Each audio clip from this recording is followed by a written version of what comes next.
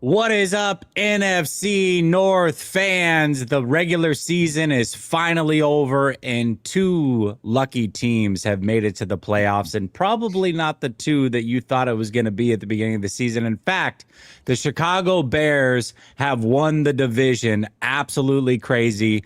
Arguably the toughest division in football, and Chicago comes through after a major disappointment in year one for Caleb Williams. They get a new coach, they rework the offensive line, and they are your NFC North champions.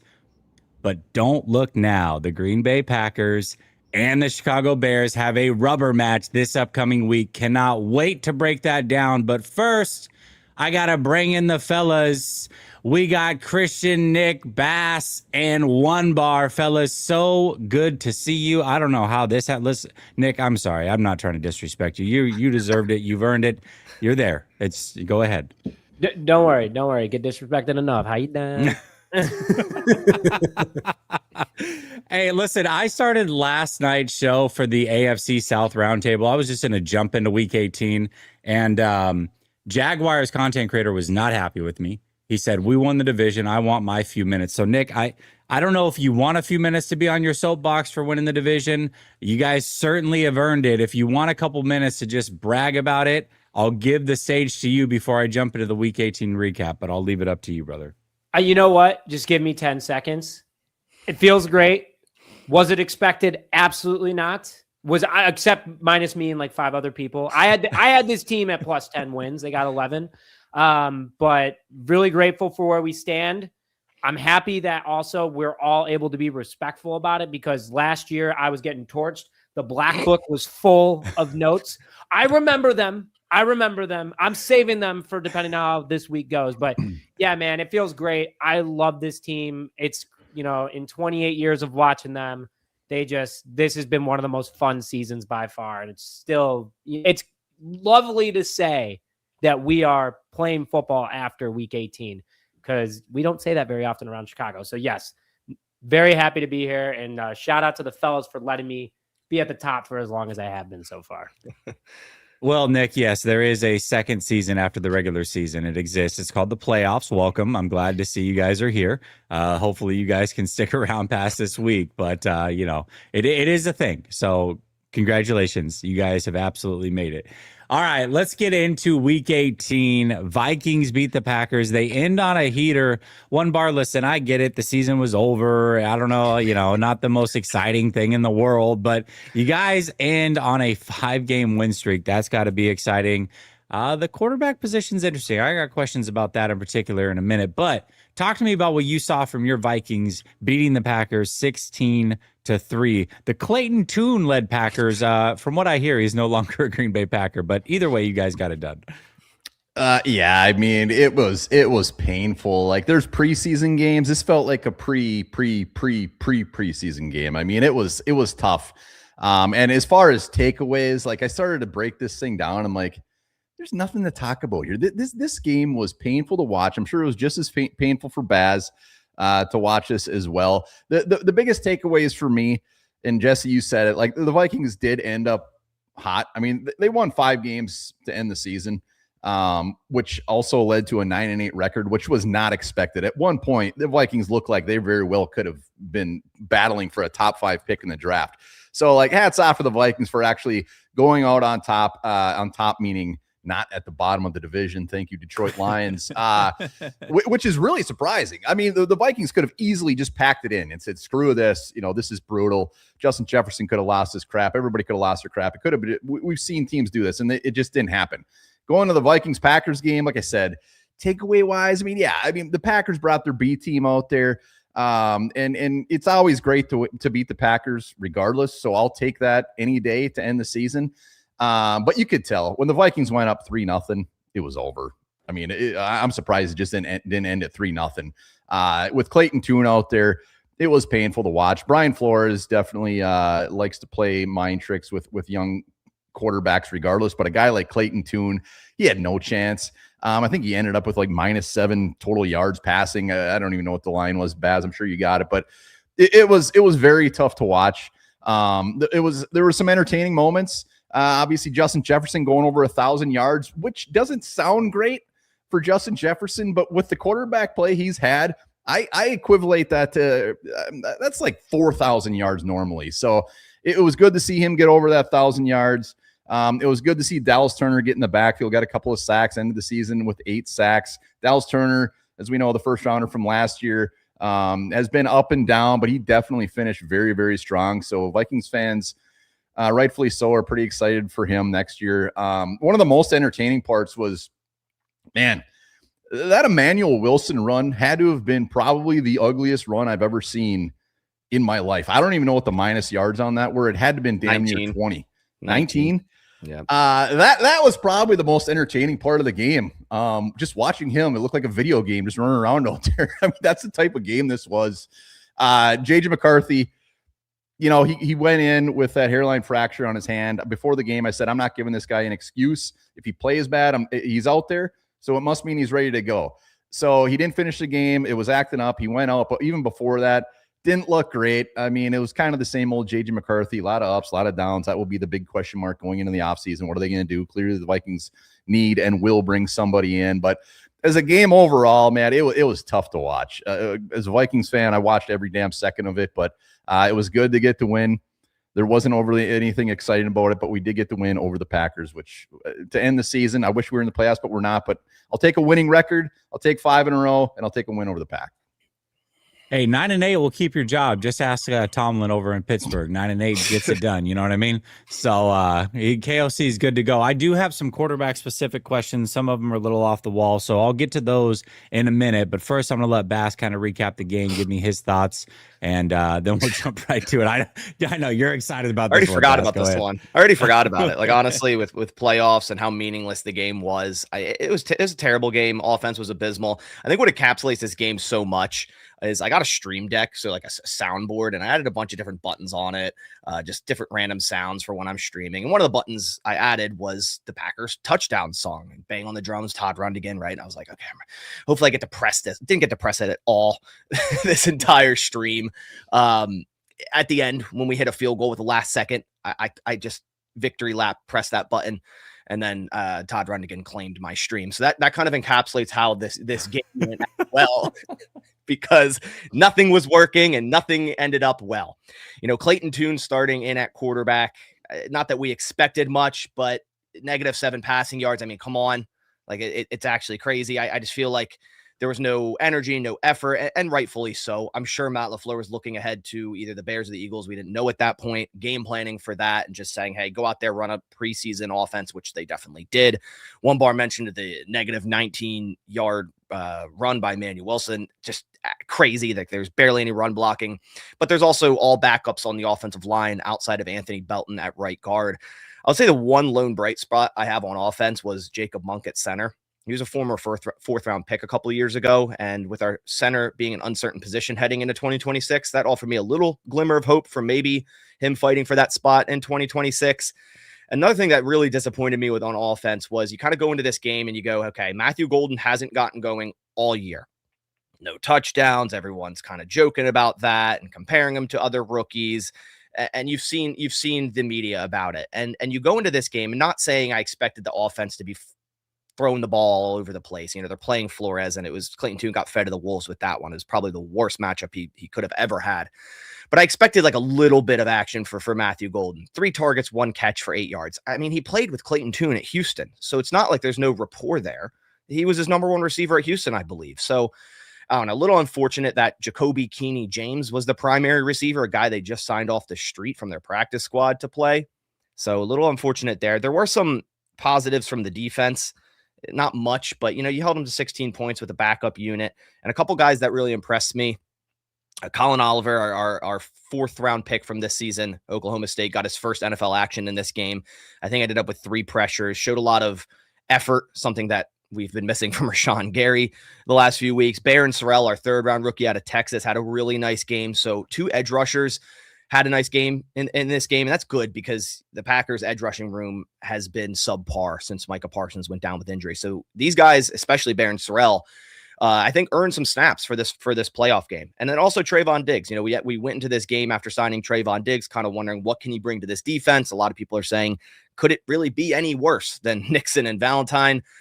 Trayvon Diggs did have a worse statistical 2025 season than both of which, but I liked what I saw from him out there. I hope he proves me wrong in becoming something great for the Packers into the playoffs and maybe makes a few plays against Chicago, maybe creates a turnover. That's something we've only had one cornerback interception all year. So hopefully he can create something like that. It was nice to see Diggs out there, and it seems like he has no restrictions on the playbook. So we'll see him in the Bears game. But outside of this, I'm just happy we kind of got out healthy. At first, it looked like Javon Bullard went down in the fourth quarter, and you're sitting here going as a Packers fan, what in the world is he doing out on the field in the fourth quarter? It looked bad. He grabbed his knee instantly. I'm like, oh, here we go. Here's another one. Like the injury gods just won't let up. But after the game, he said his knee is fine. He's been limited all week in practice. So we got away with that. The only other injury occurred in that game was Bo Melton. He's out for the year on IR. That will be our 16th player on IR. So I guess we kind of got out healthy. It's just great to not lose Javon Bullard. He's an integral part to this defense at that nickel spot. But, this is a game that, like I said, not thinking much about it. I wish it was more competitive. Football in itself is a competitive sport. So to see just like a who cares game from the Packers was kind of just boring and a little embarrassing. But at the end of the day, it didn't matter. And now we head into the playoffs and go to Chicago. Well, you guys did get Diggs, and like you said, you expect to see a little bit of him. I know that's kind of a double win because I think, I saw Nick had made a video about possibly signing Diggs. I think even Chauncey Gardner-Johnson talked about it on social media about potentially wanting him. So, you guys take one over from them at the very least. I do want to talk because somebody said it in the chat, and we were talking about it before we went live, how the Packers have kind of been the seventh seed merchant. Like if there was no seventh seed, they wouldn't have made the playoffs the last 3 years. Talk to me about that, because it is a stat and it is real, but it's also there's stats can be manipulated a little bit. It isn't necessarily what it seems on the surface. So yeah, talk to me about that. I mean, at the end of the day, we talk about it so much that the NFC North is the best division of football. I mean, every single team had a winning record at the end of the season. Minnesota beat us, Detroit beat Chicago. Therefore, every team at least 9 wins. That's saying something. It's not the Packers' fault that the NFL added a 7th seed. If they're going to take advantage of that and get into the playoffs that way, they got into the playoffs the last 3 seasons. Now, would they be, if there wasn't 7 seeds and there's only 6, I was talking about it pregame with you or pre-show, but with you guys, would they have gone into this week 18 or the week before really not worrying too much because playoffs already clinched? Well, no, it wouldn't have been because there had been less seeds. So it changes the whole dichotomy of the late season playoffs. But at the same time, I feel like the NFL playoffs need somewhat of a switch with every, division winner getting in, or at least if they're getting in, they need to reseed the playoffs. I think a lot of people agree with that, but I'm okay with the 7th seed. But it is what it is. The Packers, last time they won a Super Bowl, they were the last seed in the NFC. So it is what it is. All you got to do is get into the playoffs, and the 7th seed exists. So might as well take advantage of it. Absolutely. All right, One Bar, I had some quarterback questions for you. One, I know that KOC talked about JJ McCarthy. He was asked pretty directly, is he going to be the starter next year? And KOC did what I like to call the leadership circle, where he just talks in circles and doesn't really answer the question. He didn't answer it directly, that's for sure. So with that being said, do you believe that JJ is going to be the starter next year? Man, that's such a tough question. Who knows? I mean, you're right. He gave a runaround answer, which I would expect nothing less. If I had to put money on it, I would say he will be the starter, but clearly they're going to bring in somebody to compete with him. So I'm more curious of how hard they go. Do they bring in somebody like a Marcus Mariota type or a Jimmy Garoppolo type, where it's just like, all right, we're going to bring this guy in and you're going to win the starting job. And we're just going to have a decent backup? Or do they go a little more ballsy and make a move and bring somebody in? I mean, I hate to even bring up his name. It's just an example, but like Kirk Cousins, if he gets cut from the Falcons, do they look at bringing him in? Do they look at bringing in somebody that actually will compete? Like, my hope is they bring in somebody to not only compete, but somebody that they think is going to win the job. Like, I want JJ McCarthy to beat somebody out. He cannot be handed this thing. And Kevin O'Connell and Kwesi, the GM, they're in a situation where they can't go through another year like this. They won't last. They will get fired. So they are under the gun. So if I'm Kevin O'Connell and I'm Kwesi, like I don't want him to be the starter at this point from what we've seen. I'm not saying he's done and just get rid of him and he's going to be a complete bust, but these guys are going to be playing for their jobs next year. So to answer your question, like if I had to bet on it, I would say he is. But I really, really hope they are very aggressive at a quarterback. They have to be. Well, speaking of being aggressive, I'm just going to throw this one out there. There's a certain quarterback who's been a little disgruntled openly to the media as of late. I've been saying for a while, since last offseason, I said that he wouldn't be there much longer and that I thought he would end up being a Ram. But I think another good pairing would be the Minnesota Vikings and KOC. I'm talking about one Joe Burrow. Do you think that they should go all in on him? I honestly think anything is on the table. Like, I really do. And it goes back to what I just said about KOC and Kwesi fighting for their job. Like, man, the compensation for that would be absolutely crazy. But let's just throw something out there. I got an idea. How about JJ McCarthy, Grenard, and 2 first-round picks? Would you say yes to that? Yeah, I would actually. And you might think I'm absolutely crazy, but you look at Jonathan Grenard, Dallas Turner. Like, I think Grenard is going to get traded this offseason. His contract is so beautiful. He's going to be looking for a new contract, and this is going to be very, very enticing. And I'm not saying Dallas Turner is Jonathan Grenard by any means. And we still got Andrew Van Ginkel, but I think Jonathan Grenard is a guy that could get shipped. So that is kind of just mute to me. The 2 first-round picks, that's fair. And if you're trading for Joe Burrow, JJ McCarthy's a toss-in anyway, so it doesn't even matter. So I would be all for that trade. I've seen worse. I've seen 3 first. I've seen just everything out there. I would be shocked if they did it, but nobody wouldn't be excited for what we've seen from quarterback play and Justin Jefferson and Addison. Like, if they brought in Joe Burrow, I mean, you're as long as the dude stays healthy, you're competing day one. And I interest you in one Aaron Rodgers. Hey, you know what? I won't mind that. If Aaron Rodgers, I would. I would say this. I will say this. You could probably pick 20 quarterbacks out there right now and throw them on the Vikings this year, and they're a playoff team. Like, there's no doubt about it. Obviously, if Sam Darnold was still here, they would be in the playoffs easily. If Kirk Cousins, like anybody, like you could toss Aaron Rodgers, was he the quarterback of this team? They're in the playoffs easy. What about Malik Willis? Oh, yeah. I don't think he's a Kevin O'Connell guy, man. I don't know if he fits that. Like, we've seen guys that came in that can make plays with their legs, and KOC just kind of keeps him in the pocket. I mean, I like Malik Willis. I'll be very curious to see what this guy gets paid. The price, they're all over the place as far as contract projections for him. And you know what? I hope he gets a shot. I'd love to see that guy ball out somewhere. I just don't think it'll be Minnesota. So I've sold you on Joe Burrow, but how about Mac Jones? No, I'm out. Okay, all right. Well, hey, Jesse, tell me. I mean, he's on your squad. I mean, the compensation I've seen for this guy is probably like a 3rd round pick. Yeah, I think you probably get him for like a 4th that maybe could, like, based on how he plays, it could escalate to a 3rd type of thing. I don't know. We got the Maple Missile we drafted, so I think he's going to be our backup next year. You know what I mean?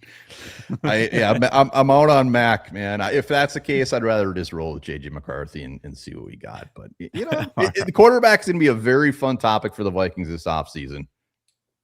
Yeah, I found those comments very interesting from KLC. I'm like, wow, he didn't answer the question at all. Like, no.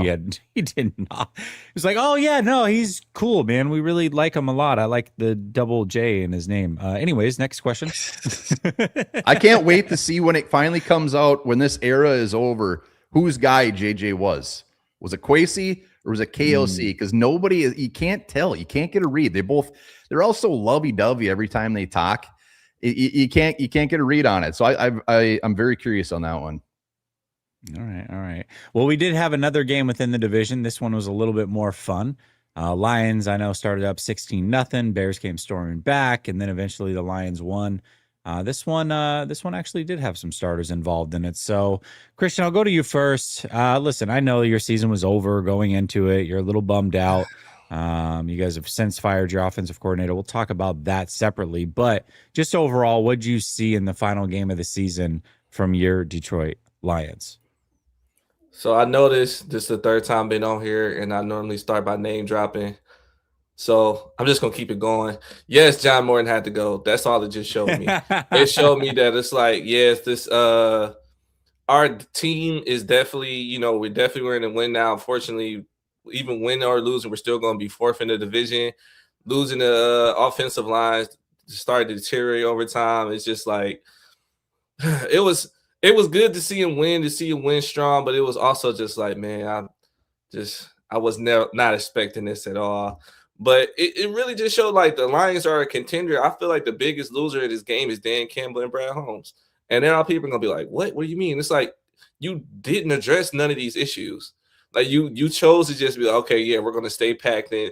I know a lot of people have been talking about the we're good thing, but maybe I know for a fact he wants to take them words back because it's like, no, you're not good. You did not pick who you were supposed to be when Ben Johnson left. Kevin Shepard is pretty good. I think he just needs some more time, but it just showed that you guys shouldn't have stayed packed. You guys should have just kept going and tried to be better because every team in your division got better, and yet you just chose to just say, oh, we're going to stay with what we got and just figure it out. And it's like, even just the fan of me, I never stepped a foot on that field. I'll seen that, hey, this team is not how it used to be. You could definitely tell from Goff's stats that he definitely was top 5, should have been Pro Bowl, but for the simple fact that it's like those games where it's like, man, you can't keep staying in his pocket. Last year's O-line is not like this year's O-line, man. You have to figure something else out. You got to maneuver just a little bit. He just like, nope, I'm going to keep doing what I'm doing. Like, we definitely – just like completely said, let's just forget grit and let's just stay content. Let's just be like, okay, yeah, we can make it this way, which I feel like that was one of the stupidest things you could ever done because every team in this division has got better and you just decided to stay the same. And then you really got worse. Then the game was over and then I was happy that Jake actually made it. But then afterwards, I'm actually one of the people to listen to the closing speeches and just hear Taylor Decker talking about how he has to have a conversation with his wife to figure out if he really want to come back. I'm just like, listening to Amik talking about, he wants to be here, but he's going to have to figure some stuff out. It's just like, this is going to be a rough offseason. They're getting off a good start. I will say that, but it's just, this wasn't expected at all. It was definitely supposed to be the Lions to the Super Bowl or dang near closer, at least Lions to the playoffs. And then at the end of the day, you get to 9-7, and then our 4th in your division showed that you guys are the biggest loser. You guys should just really spend the day, at least a week, to just like, okay, we did this to ourselves. Let's lick our wounds. Let's get ourselves back together so this doesn't happen again.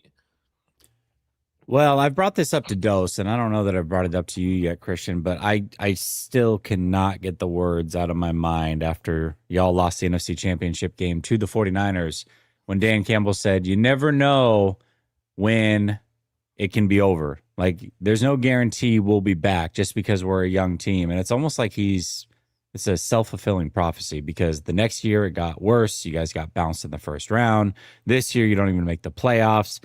And now you've got a lot of highly paid players, a lot of guys, a lot of the depth is starting to walk away because of that.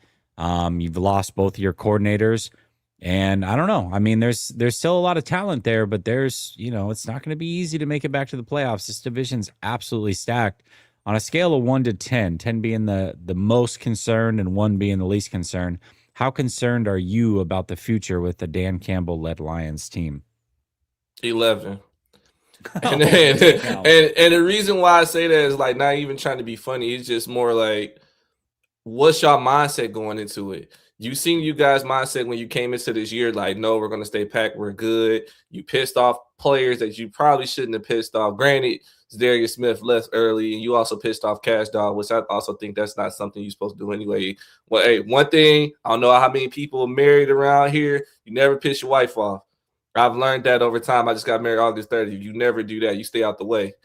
But but one thing I was just like, what's your mindset going into the offseason? What's your mindset going to it? Because, yeah, you addressed the biggest mistake with John Morgan. But at the same time, now you got a bunch of questions because you are about to lose these players. So who can you replace these players with? Are you willing to even pay these players? What's your draft thing like? It's like, yeah, Brad Holmes definitely has been hitting on a lot of these draft picks. But also looking from the other side, it's like you definitely give up too much for these guys in the 3rd round. And all these developmental players that are hit or miss, and whose name is not drawing a blank on me in this very moment, but he's supposed to be the D tackle, and you gave up so much for him, and he never saw a day on the field because he kept getting injured during training. So Tyreek Williams.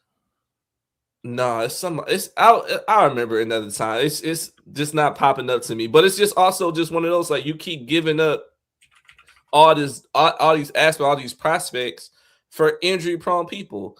Like, that's one thing you're messing up. Even the same year you had Terrion Arnold. Terrion Arnold didn't have an injury history, but it starts with an R. I can't say his name. No, I'm gonna put thank you. DJ Reader. It was Is that injured. Everybody's been injured, and through all this time, it's just like you keep going for these prospects, but you also not noticing the fact that they have all this list of injury history, or they're just like, okay, it's like if he hits, we're good. If he misses, we're screwed.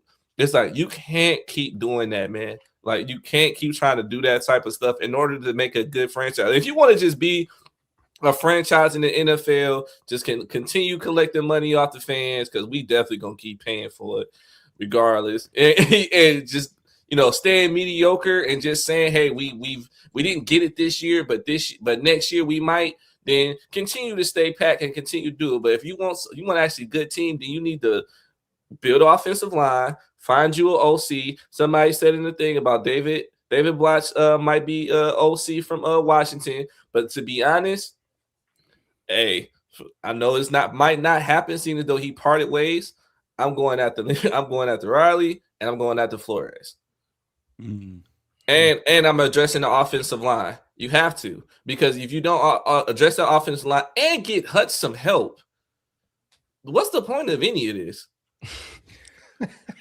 like for real, like you're just gonna keep going. And it's just like, dang, Hutch had a halfway decent game. Yeah, he had 14.5 sacks this season, but at the same time, you get this man some help on the side, guarantee you that go up.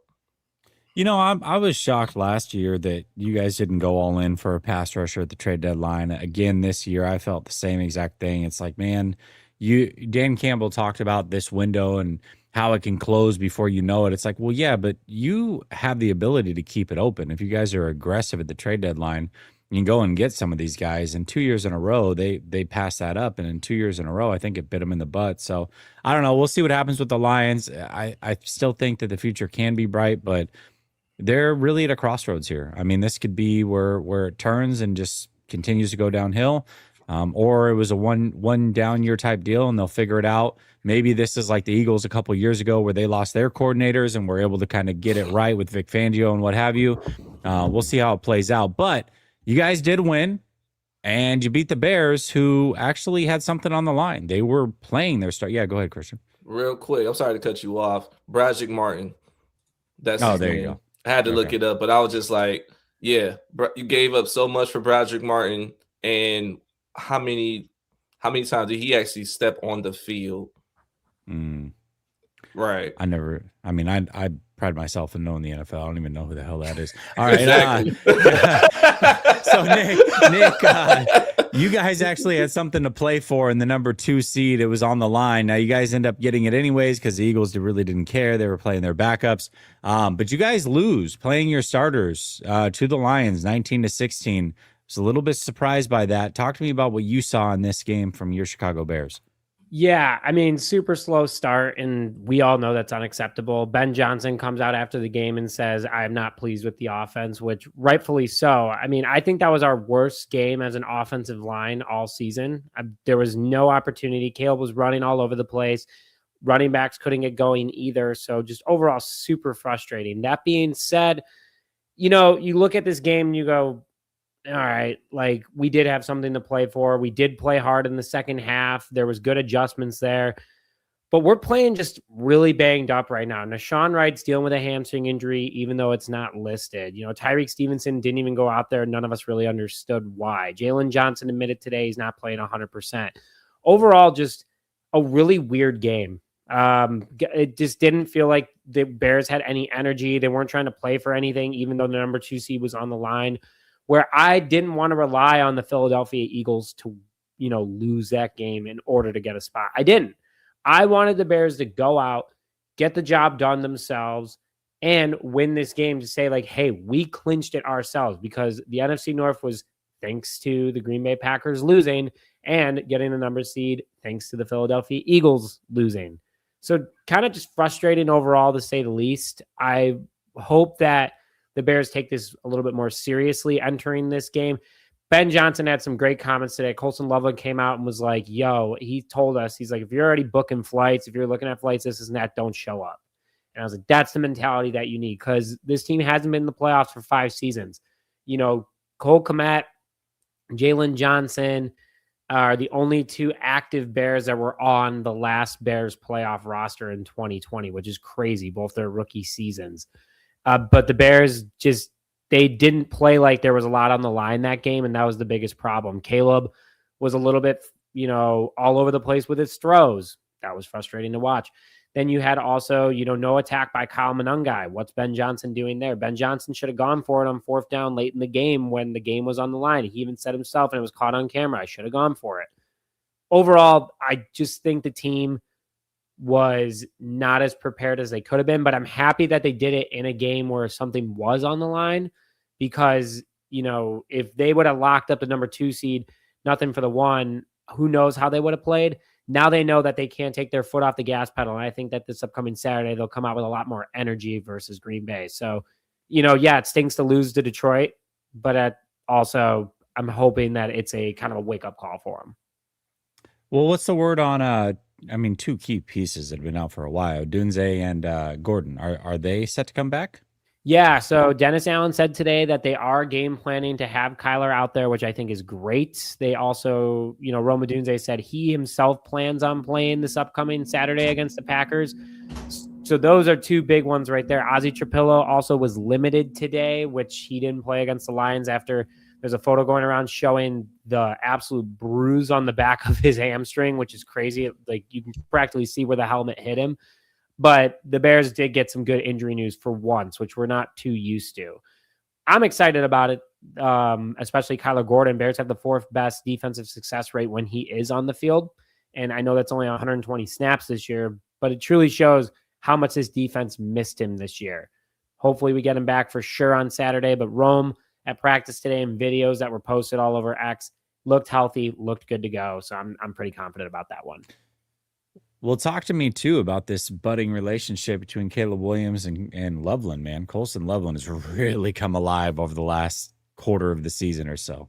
Yeah, it's what we brought him in for. I mean, Ben Johnson was scouting him while with the Lions, and everyone was like, why? Because we barely have a shot. Like, Ben Johnson, I feel like if he would have stuck with Detroit, maybe it would have been like, please go out and get this guy. Trade whatever it takes to get him. And that'd be like, oh, okay, like, you really like this guy. Well, he obviously saw a vision with Loveland and the type of player that he is.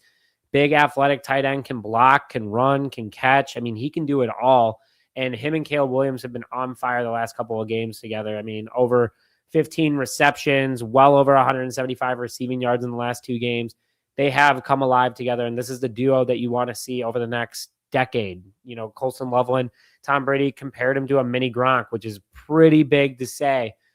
But Loveland looks great so far. Really like what he's brought to the table, and he's built a lot of confidence with Caleb because Caleb can rely on him. A lot of his guys were dropping passes, like Rome and Zacchaeus were big droppers, and Loveland's become the guy that can go out there and get it done. And I saw Relentless Mikey just put this in the chat, but he's got the new nickname Third in Loveland, and some people on Saturday or this past weekend were calling him Fourth in Loveland. So he's become a super reliable target already in this Bears offense. He's really blossomed into a solid NFL tight end. So it's all good news across the board with him. Yeah, that's great to see. Well, we're about to preview the game, but first we do have to hear from our sponsor, Sleeper. Get a 100% deposit match when you deposit up to $100 using promo code RTS. Link is pinned to the top of the description. You can also get a free $20 play without even making a deposit when you use promo code RTS. So here we go. Let's make some picks. We have one game to choose from. That is the Packers and the Bears. Bass, I'm going to go to you first as I scroll through here. Give me 2 more or lesses that you want to play on the Packers side. First, we'll go Josh Jacobs touchdown. Today, he said it's the best he's ever felt, or he's felt in 6 weeks. And it's the first time since mid-November he's off the injury report. This is huge for him to finally get, I won't say 100% because I don't think any NFL player is at this point. But can we go touchdown on him? I mean, I think he would get over 59.5, honestly, but touchdown as well. Okay. I feel like it's Well, a we're lot. gonna take it because that's low yardage. It's actually a Okay. discount here. So And then you said the second one. let's see. Yeah, let me see. Hold on. See if we can get an anytime touchdown on him. Okay, yeah. We got the more Cool. on that too. Cool. Okay. I all right, like cool. Watson yards. He again is someone who is fully healthy now. We saw with this when this Packers offense is rolling through Jordan Love, the second half of the season, it's through Watson. And Watson's a guy that Bears like to play a lot of cover one. They play a lot of man coverage. If they're gonna give him those opportunities, Love's gonna take them. So I think 51.5 is a pretty low line for him. Okay. And Nick, let's see. I'll go back to the hot stats here. Bruiser Burden 40.5. I see it right there. Lock it. Oh, geez. All right. Hold on. 40.5. Okay. Even with and give me one more here. What about Loveland? 3.5 receptions. Done. Lock it. All right. 3.5. Lock it in. Oh, guys, I love Lock this. it in.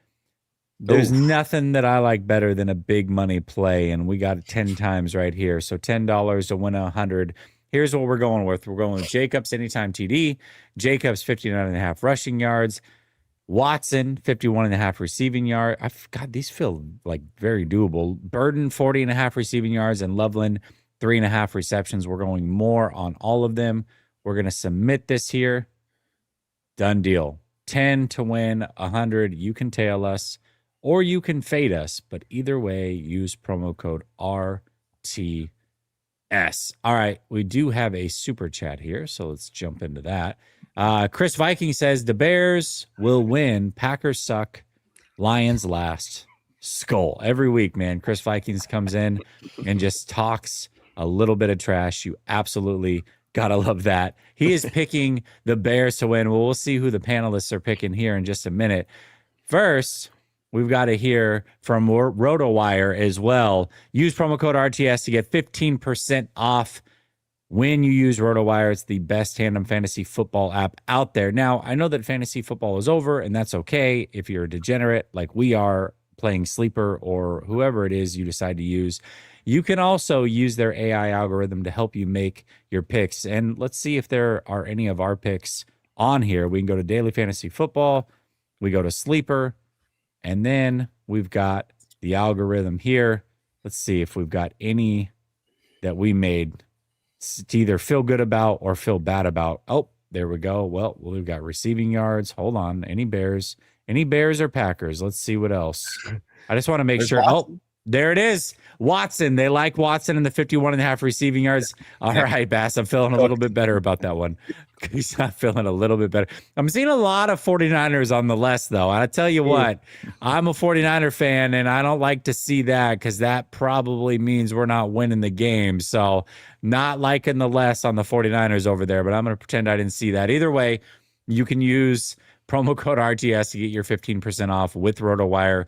Link is in the description. I can tell you this is the best tandem fantasy football app out there, and they have helped me win some scratch by playing Sleeper as well. So check them out. You can play along with us and use their AI algorithm. All right, let's get ready to preview the game. And before we do, let's just get hyped about it real quick because it's a big one. It's a big one. Are we supposed to be hearing anything? There we go. All right. It's time. Okay. Listen, wild card weekend, Packers at the Bears, 8 p.m. Eastern on Saturday. One bar, your team's not in it. Christian, your team's not in it. So we're going to get your opinions first. One bar, tell me who wins this game. Packers at Bears, 8 p.m. Eastern on Saturday. Thank you for that quick reminder that we are not in the playoffs. I appreciate that. You guys aren't playing, know, right? so no big deal. Yeah. Fairly rude. Oh man, I keep going back and forth on this one. This is. I have anxiety just thinking about this, and like there is, to me, anyways. There's nothing worse than playing a division rival in the playoffs. I hate that crap. I hate it more than anything. I mean, whoever loses this game, I mean, granted, I can't say anything. Vikings aren't even there, but whoever loses this game, whether you lose the next playoff game or not, this is all you're going to hear about for the next 7 months. So I feel for you guys, man. When it comes to the game, I mean, Baz, tell me I'm wrong here, but like I think the Packers, I believe, have lost 4 in a row. Yeah. I'm really not counting the Vikings one. That I mean, nobody was out there, so I just discount that one. But I mean, 4 in a row since Parsons is gone. I mean, that's got to wear on you a little bit. It's got to do something to the momentum. Pair that with Jordan Love missing some time recently. So that factors into the decision. And I'm very curious to see how they come out. I mean, when it comes to the Bears defenses look like crap. They're giving up 27.5 points or so the last handful of games. They have not looked good. They're relying on those turnovers. They definitely need to get some turnovers. I'm fairly confident Jordan Love will give them at least 1 turnover. It's just a matter of when that happens and how ugly it is. So I'm going back and forth. The Bears need to pound the ball. Like Baz said, Josh Jacobs is healthy. I expect him to get his thing going.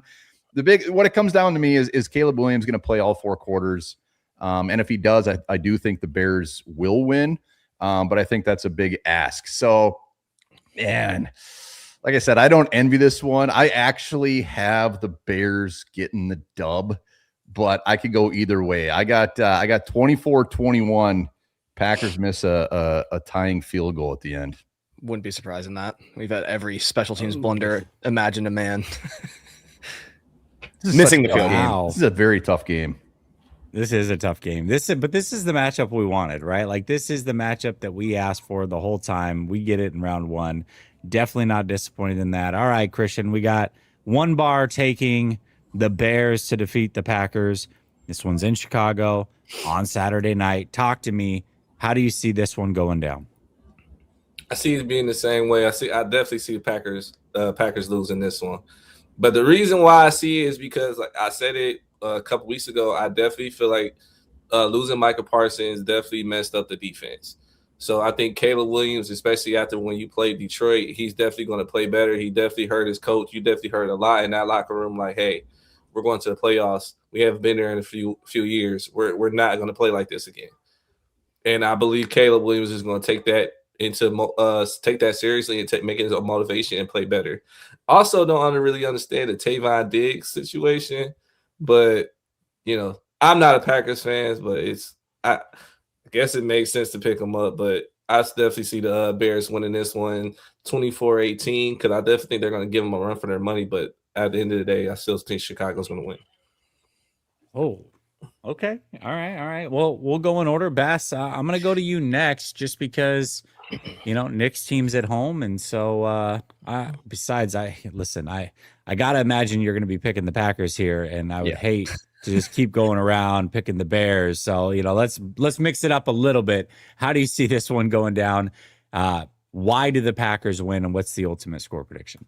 Yeah, I don't mind being, at least for this panel, a little bit of an underdog. I think the spread's pretty close. I think the Packers have been favored at some point. The Bears have been favored at some point. So it seems pretty even in terms of spread. But, I think the Packers heading into this, maybe trying to prove some people wrong, could definitely help them. This can't get any better. It's Packers, Bears, round 3. They split the season 1-1. Both games came down to the wire. And it's even split 1-1 Bears versus Packers playoff history, which is crazy. This is only the 3rd time in history they'll play each other in the playoffs. Once in 1941, Nick, if you remember that, Bears won that one. And then, right, the old pre-World War II divisional matchup we had there, and then the NFC Championship in 2010, where the Packers went on to win the Super Bowl. So I'm surprised they haven't played, more than that. So it's split 1-1 there. Not that 41 accounts to much, but it might snow in Chicago. It looks like it could pregame and then maybe a little bit of flurries. Like what else could you ask for? And it seems like both teams are getting a little bit healthy, and we're both have a ton of players on IR. Like I said, the Packers earlier have 16 players on IR now with Bo Melton, but it seems like they're getting a little bit healthier, right? Josh Jacobs nearing 100%. Christian Watson off the injury report. Jordan Love off the injury report. You do worry about his rust a little bit, like One Bar said. He hasn't played football in 10 quarters. He made it very clear today that that's not a worry for him at all, but I'd be surprised if he said anything else, right? But it does make you wonder, how is this offense going to come out? Zach Tom is going to be back. This is huge. This Packers offensive line has not been good this year. But when they are, or where they do find success, is when Zach Tom's out there. He's one of the best right tackles in the league. He's by far our best offensive lineman. And I think when you accompany Josh Jacobs, Christian Watson, Jordan Love, Zach Tom, all these guys healthy, I think the Packers will definitely find success on offense. I think they'll have to be efficient in the red zone. That's something they've struggled with late in this season. So that's got to be fixed. But I will say Nathaniel Hackett was at practice today. If you guys remember, he was our OC back in the Rodgers days when we were the most efficient red zone team in the NFL, went on to coach the Broncos. That obviously didn't work, but he was there at practice day. He's not one of our coaches, by the way. So I'm hopeful here that our red zone is going to magically get fixed here. But the Packers offense are 7th in explosive plays on offense. The Chicago's defense against explosive plays is 21st. That's why I kind of went with that Christian Watson line there on Sleeper. It's just like, hey, we're going to take our shots if Chicago is going to give us those opportunities, 1v1 matchups. Now, our offensive line is still a concern. It's shaky, but Chicago hasn't gotten much true pressure this season. I think Sweat just crossed, 10 sacks in week 18. Chicago's 30th in pressure rate, 29th in pass rush win rate. So if there was a team where this Packers offensive line could find success, now obviously the last matchup they didn't, and it got Jordan Love hurt, but if they can find success here, pass protecting and protecting Jordan Love, I think this is the team to do it against. And also the Bears have a bottom half of the league run defense. So with Josh Jacobs being healthy, I think they're going to get a lot of success on the ground. Now here's where the worry comes in. This Packers defense, everyone has seen it. We've seen what teams running the football has done against this Packers team as of late. When you look at the Packers defense post Micah Parsons, it's somewhere the last 2 weeks up around like 32 points per game allowed before the Vikings game. It's not great. Obviously, the Bears are a run heavy team. We know they're going to want to pound the rock with Swift and Monangai. And if the Packers play run defense like anything like they did against the Ravens, they're not going to win this game, plain and simple. So Jeff Hafley's going to reach into his bag. He's going to have to reach into his bag. We're going to have good defensive scheme to help against this run and great offensive line that the Bears have. One of the best, if not the best offensive lines in the league, right up there with the Denver Broncos. And the pass rush for the Packers, it's been bad. We're 32nd pressure to sack rate in the last 4 weeks and 32nd in sack rate overall in the last 4 weeks. Obviously, once Micah Parsons goes away with injury, a lot's going to change. Rashawn Gary's yet to step up. Lucas Van Ness has shown some flashes, so I'm hoping he can make some plays in this game. Like I mentioned from the prior game, Baron Sorrell, Colin Oliver, JJ Nagbar is good for a couple splash plays a game. The Packers' pass defense is above average. Now you add Trayvon Diggs into the mix. Like I said, maybe he can snag an interception. He's a very gambler type of cornerback, so maybe he can make us a play. I'm not too worried about our pass defense as much. Like you guys said, Caleb can be streaky. I'm just really, really worried about the run fits. I'm worried about the run defense because if they pound the rock and they're getting 6 yards plus on first down, they're going to make it very, hard on this Packers defense to get a stop. But, obviously I'm going to come on here and choose my Green Bay Packers. The Bears needed everything, and I mean everything, to go right to steal a win in Chicago the last time we played, including onside kicks, 4th down conversions, you name it. I mean, everything needed to go right, and it did for them. I don't see that happening again. I see Love and company handling business. It's still going to be a very, very good game and a close one. This rivalry is back, 24-20 Green Bay. 24-20 Green Bay. I love it. Well, for those of you that weren't around for the 1941 matchup, let me give you a quick recap. First of all, the game was played at Wrigley Field. Both teams finished with an identical 10-1 record in the Western Division. You guys remember the Western Division, of course. Final score, Chicago Bears, 33-14. And let me tell you, the Packers started out hot. They took a 7-0 lead on a touchdown from Clark Hinkle. Everybody knows Clark Hinkle. And the Bears came storming back, scoring 30 consecutive points, including a remarkable 81-yard punt return from Hugh Gallardo. So that's how that game went down. For those of you that weren't around, there you go. The 1941 recap of the playoffs. Wow. It's like you read ChatGPT or something. Right? Is this making up players' names? Hugh Gallardo. You guys wouldn't have been none the wiser if I had just thrown some names out. I'd be like, yeah, okay, yeah, Did sure. You also I'm sure put it's in there how to pronounce players' names, so when you were reading it, you saw the breakdown how to say it. Yep. What a great game! What a great game that was! Wow, a real American football game. Beautiful. All All right. Well, speaking of a real American football game, we got one this Saturday with the Bears and the Packers. Now, it does sound like, at least from the chat, I haven't looked up myself. The weather might be a factor, maybe some snow, but that, pretty typical of these two teams coming from the north. I don't think anybody would be surprised about that. Nick, I got to imagine you're a little surprised that the panel outside of Bass is picking the Chicago Bears to win this one. I imagine you're going to pick the Chicago Bears as well. Talk to me about how this game goes and how the Chicago Bears get it done. Yes, I am very grateful that the panel chose. I was expecting Bass to go in his direction. I respect that because this is the third matchup of the year. It is the third matchup of the playoff life between the Bears and the Packers. And, this is for true bragging rights. I know Green Bay has owned us for the last couple of years. No denial about that. We have been not a very good football club.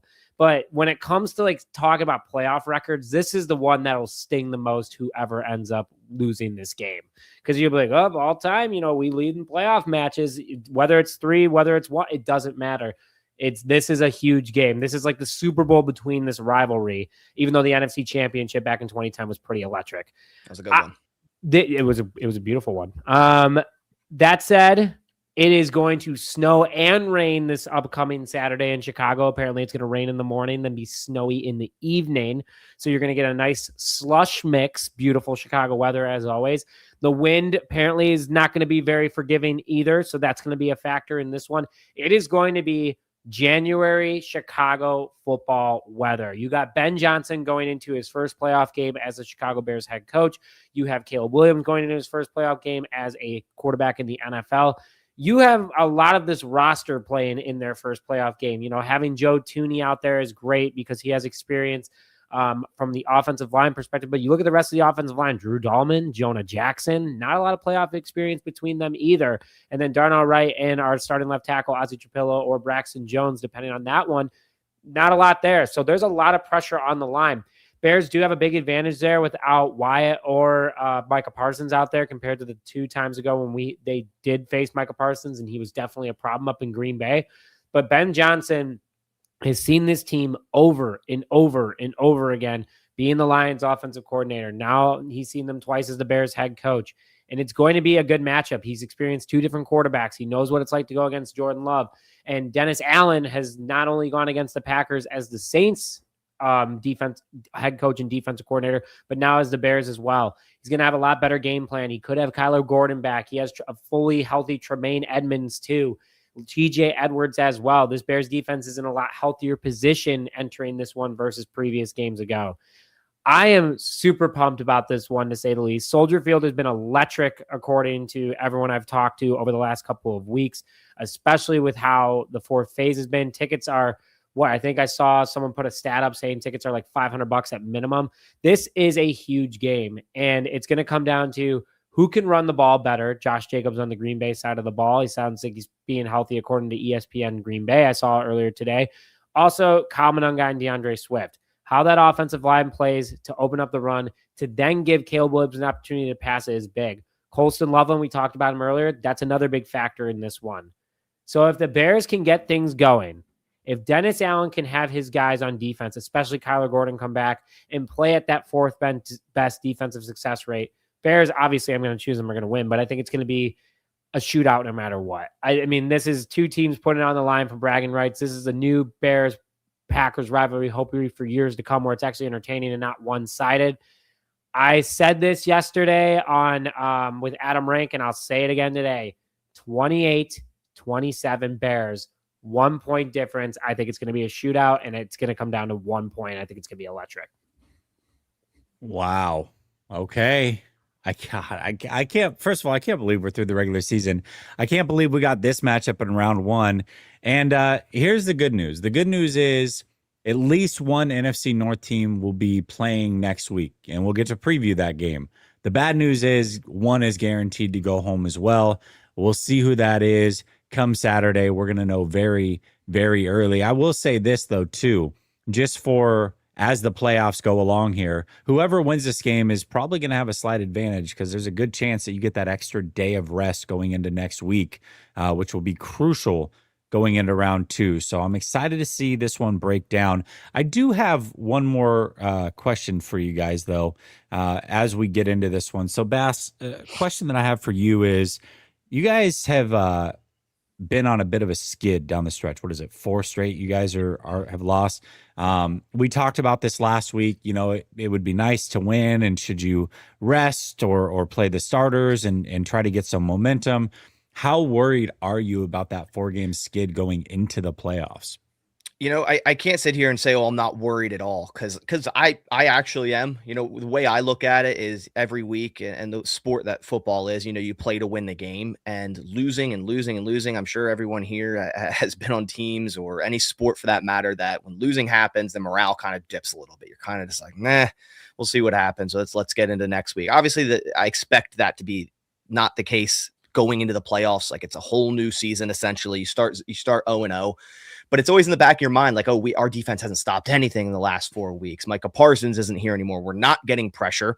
We got a couple sacks this past week, but it was in a meaningless game. But before that, against the Ravens and the Bears, I don't think we had a single sack. Rashawn Gary hasn't had a sack in like 10 weeks. So, you know, the little skid there, the Broncos, Bears, Ravens, Vikings, yeah, it definitely is a worry, but you got to hold that mindset as professionals. You know, it's a new season right now. All teams are 0-0, right? So that's what I hope the Packers head into this playoff game as. That's what I hope the defense heads into this playoff game as. Hey, who cares about Baltimore? Who cares about Minnesota, how well they ran? We're still in the playoffs right now, so let's go out there and handle business. So that's the hope I have, but it definitely does bring up a little bit of worry. Well, and Nick, a concern I have for you guys, I mean, we talked about whether this could turn into a game where it's just super run heavy. And obviously, you know, you're going to be confident in the Bears run game, but the Bears defense has not been great at stopping the run. I believe they're 27th in rush yards allowed per game, they're 29th in yards per carry. Jacob says that he hasn't felt this good in about 6 weeks. So how concerned are you about stopping the Packers in a running game situation where it's like, hey, a little bit of a wintry mix, we're going to be running the hell out of the ball on both sides? How concerned are you about that matchup? No denial. Definitely a little bit worried about it. I mean, you can't walk into this game overconfident, but you can't walk in scared. And you got to also face the facts. A spade is a spade. And the Bears have had one of the worst rush defenses in the NFL. Even though it's been improved since Austin Booker has come back, it still hasn't been, you know, greatly improved. The Lions last week, I mean, threw a ton over us, and that was a problem too. I mean, this defense is not complete by any means. I think one more offseason is going to help us out a ton. But, you know, Javon Dexter he has a career high in sacks, but he hasn't been able to stop the run as well as we were hoping he would. Same with Andrew Billings, same with Grady Jarrett. That entire defensive line just hasn't been living up to expectations, as the monsters of the Midway are usually known for being. So especially with how much of a bully back Jacobs is, that scares me a lot. And if they can establish the run early, that's only going to hurt us more in the pass.